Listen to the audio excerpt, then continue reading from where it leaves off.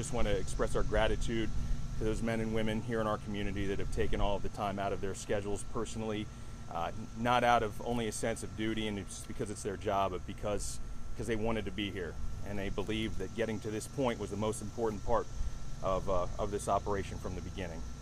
Our thoughts go out to the family of the victim, and at this point, the Pennsylvania Fish and Boat Commission is now the agency that is responsible for the ongoing investigation into what we have now as a confirmed boating-related fatality here in Pennsylvania. There's a number of days that you know, the way that this investigation will work is that once a fatality is confirmed that involved recreational boating, our Waterways Conservation Officer will conduct an investigation which will first include preliminary information, things that many of you already know, including the date, the time, the location, water conditions, some safety information such as life jacket wear. In some cases, medical conditions are considered, toxicology reports may be conducted. At this time, again, this is very preliminary in our investigation, which essentially begins today. To this point, we've been involved as a support agency on the periphery here as these first responders have conducted their operation, which is now concluded. Information about the investigation will be through our office at the Fish and Boat Commission, as well as through the York County coroner, who we'll be working in cooperation with to provide some more information as we get further down the road here. Interviews would be conducted with potential witnesses, family members along the way. Those things can take, there's no standard timeline as for how long things take. It could be days, weeks, or even months. I will say that at this point, I've been asked the question, so I'll answer the question right now. Our Bureau of Law Enforcement has investigated 11 recreational boating fatalities across the state of Pennsylvania this year in 2024. To give you a specific number, there is a definition of what is considered a boating-related fatality, and sometimes that information will change based on the investigation. So, were we to include this incident among those, this would be our 10th boating-related fatality across the state of Pennsylvania this year. An incident which occurred earlier this year had been disqualified through the course of the investigation because it was determined that boating was a secondary factor in that fatality. So, at this time, Brandon, I believe, and I will take some questions if anyone has them. Sir, can you give us an indication, if you can, as to how the boy's body was detected? In other words, did it float up on its own, or was it covered under debris? What are the circumstances leading up to the discovery of the body?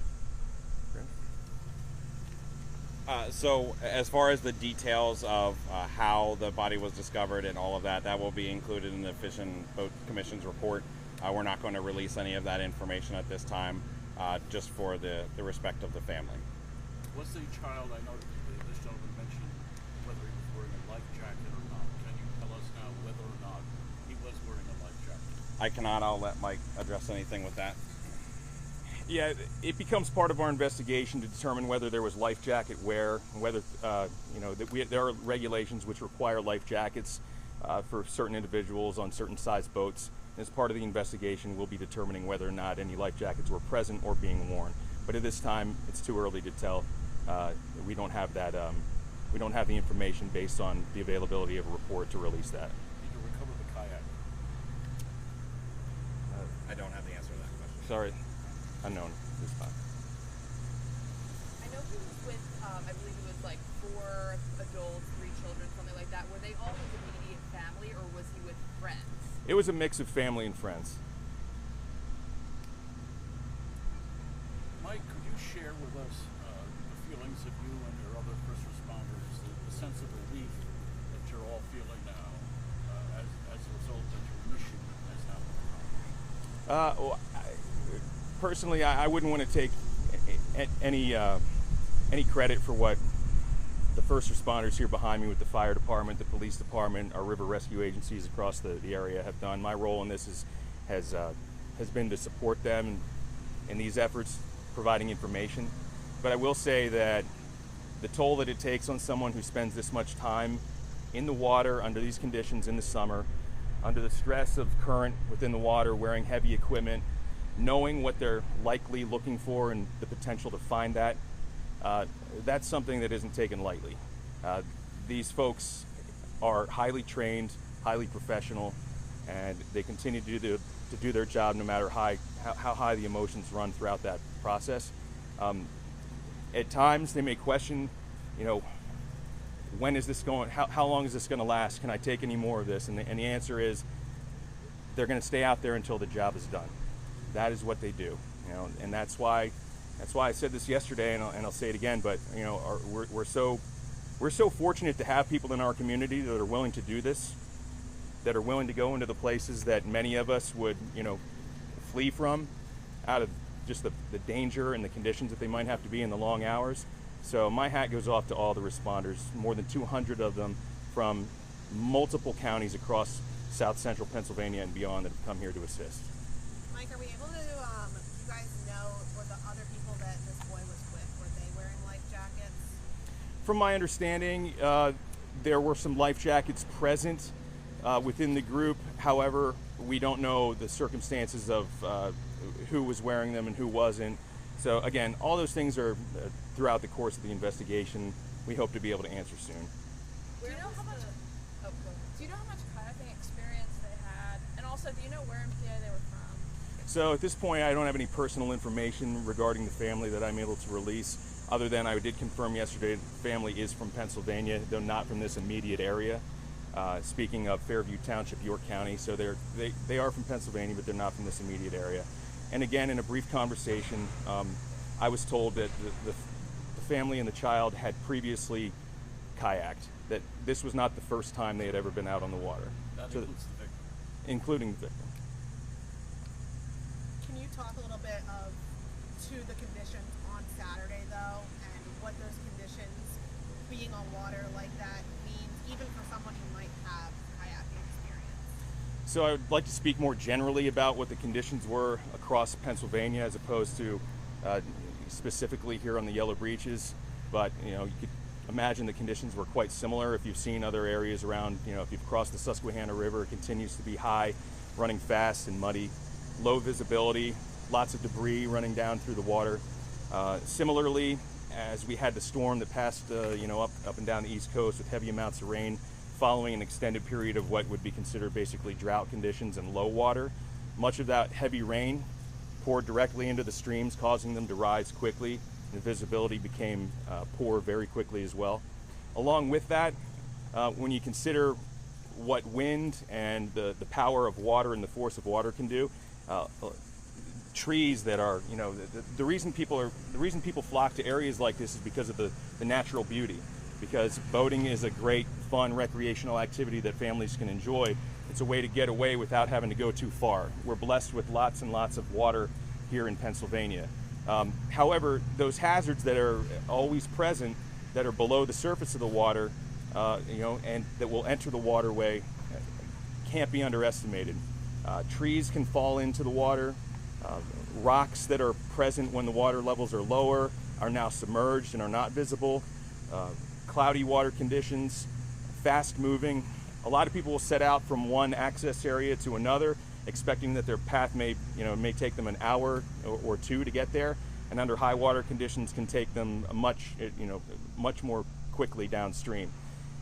So the added stress of that, even an experienced boater should always be following a few basic steps before each of their adventures, and among them is always wearing a life jacket, never boating while intoxicated, certainly keeping an eye out for changing weather conditions, considering the path that you're about to take and being familiar with the waterway and any existing hazards such as debris or dams that exist along the water, and then also just letting someone know where you plan to be boating and when you expect to return home. So we know that plans can change when you're having fun, but if you let someone know who's not with your group that you plan to leave at this time and get out of the water at this time, if something happens in between, give them an update. then that's going to help people like us get out there and help you if you run into trouble. Was the family? Will you be releasing the identity of the victim at any point?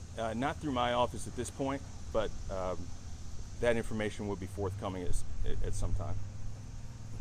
Was the family of the young boy, did they join the volunteers in the search, or were they along the creek during the 5-day search operation? Turn that back over to Brandon. So the family was present here.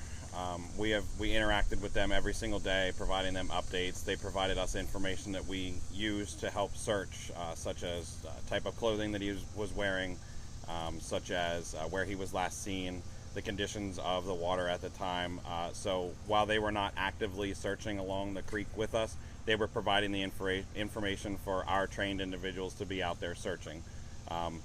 Multiple times they did offer to help with that, and we reassured them that we have the trained personnel out there to do this, and the best thing for them to do is to continue to provide us information and be here for us to support them in any way that we could.